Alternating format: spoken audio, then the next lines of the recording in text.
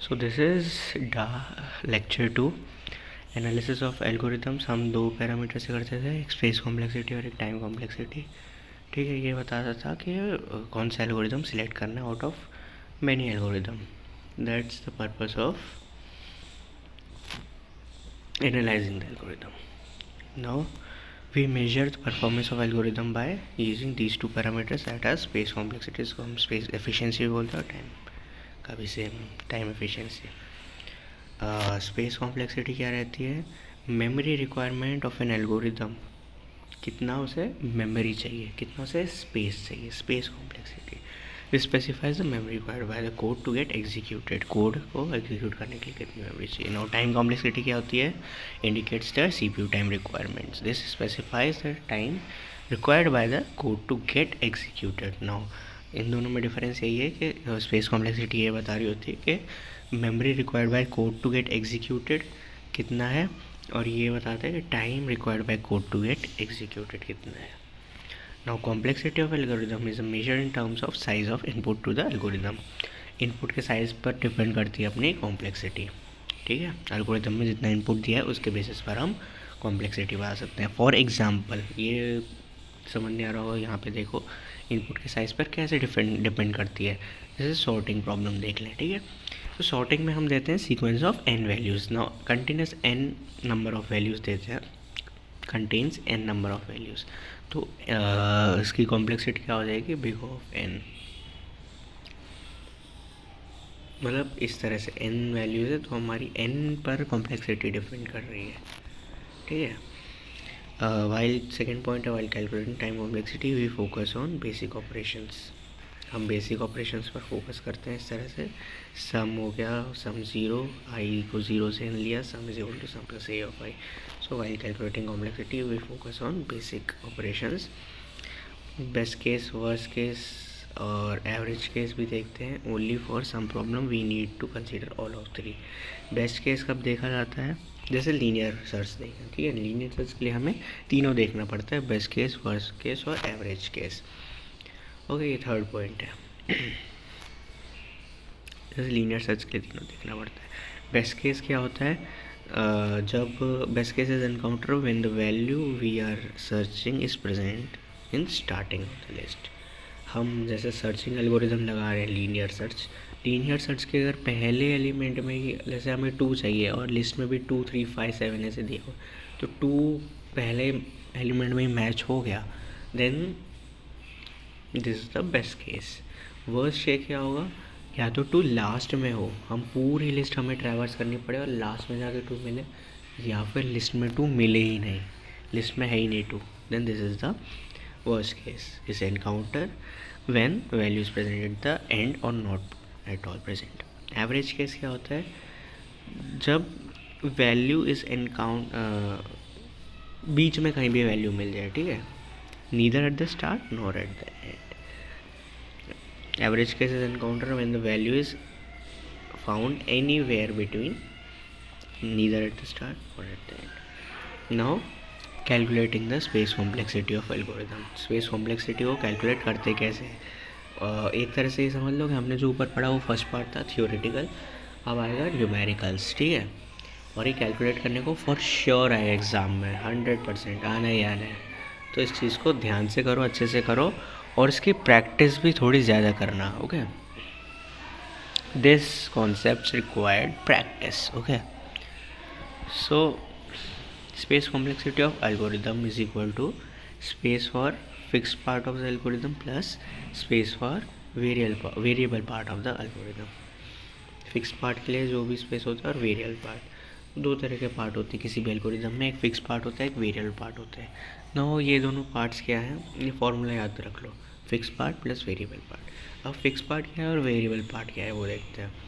ये fix part में 3 चीज़ें आती हैं। सबसे पहले आते हैं कोड ऑफ एल्गोरिदम, जो भी हमने कोड लिखा है। फिक्स पार्ट मतलब जिसको हम चेंज नहीं कर सकते, वेरिएबल पार्ट मतलब जिनको हम चेंज कर सकते हैं। ठीक है,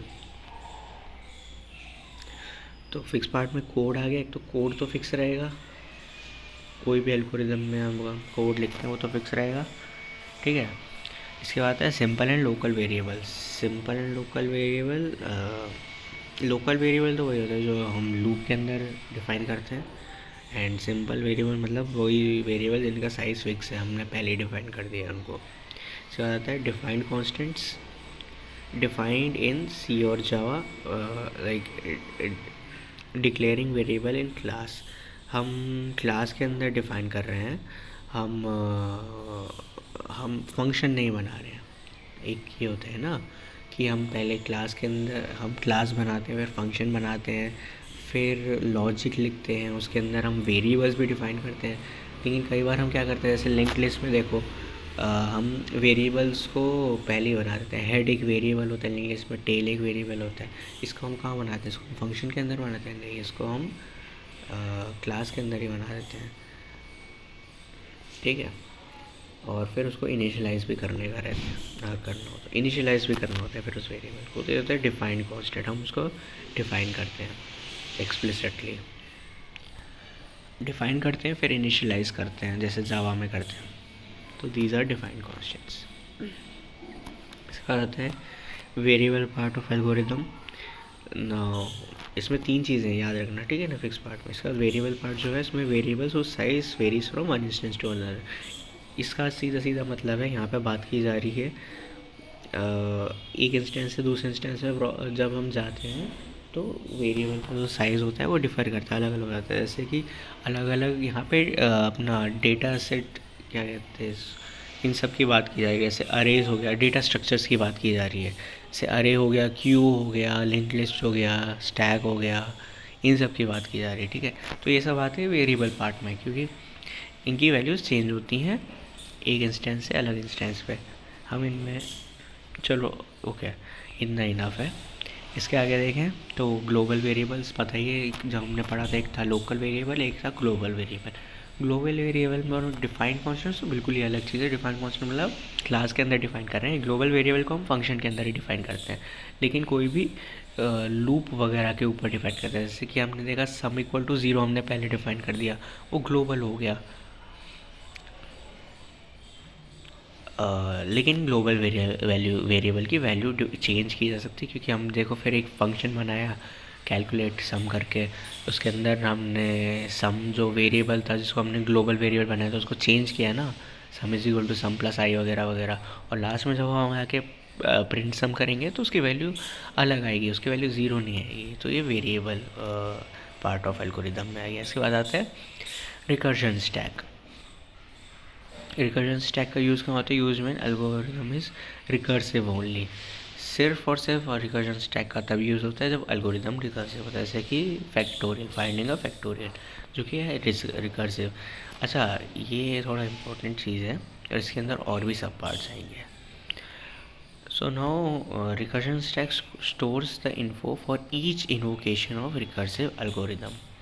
हर बार जब भी हम एक रिकर्सिव एल्गोरिदम को इन्वोक करेंगे, वो उसकी वैल्यू को स्टोर करेगा in a form of a stack. हर बार रिकर्जन इन्वोक होगा, जब भी फंक्शन को कॉल करते जाएंगे हम, सेल्फ कॉलिंग होता है ना रिकर्जन में, तो जब भी हर बार कॉल होता जाएगा और उसकी वैल्यू चेंज होती जाएगी, लेकिन जब भी वैल्यू चेंज होगी वो एक बार इस एक स्टैक में स्टोर होगी, that is we call as recursion stack, ठीक है। स्टोर्स क्या करता है, stores the formal parameter value, stores the value of local variables and return value, ये तीनों चीज़ों को वो स्टोर करके रखता है ना। फॉर्मल और एक्चुअल पैरामीटर में डिफरेंस तुम्हें पता होना ज़रूरी है।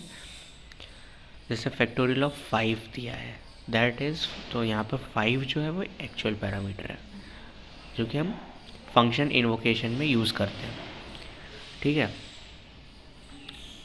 इसके बाद आता है फैक्टोरियल ऑफ n जैसे दिया है, ठीक है। तो n जो है वो एक फॉर्मल पैरामीटर है जो कि फंक्शन को डेफिनेशन करने में यूज़ करते हैं, ठीक है। अब इसके बाद आते हैं कुछ न्यूमेरिकल्स। जैसे हमें इस तरह से लिखना होता है कोई भी एल्गोरिदम, एक sample algorithm add a comma b, c is equal to a plus b, right c, a and b are sing, right.